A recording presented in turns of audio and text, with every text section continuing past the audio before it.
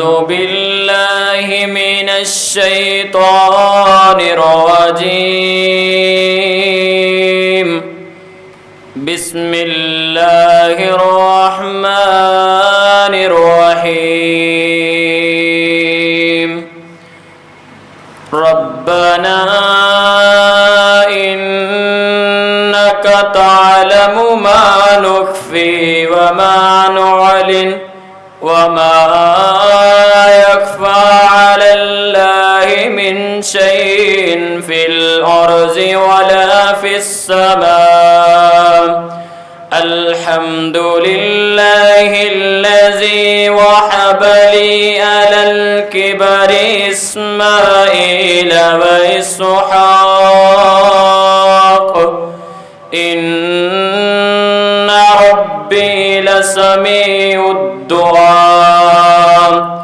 رب اجعلني مقيم الصلاة ومن ذريتي ربنا وتقبل دعاء ربنا اغفر لي ولوالدي وللمؤمنين يوم يقوم الحساب صدق الله العظيم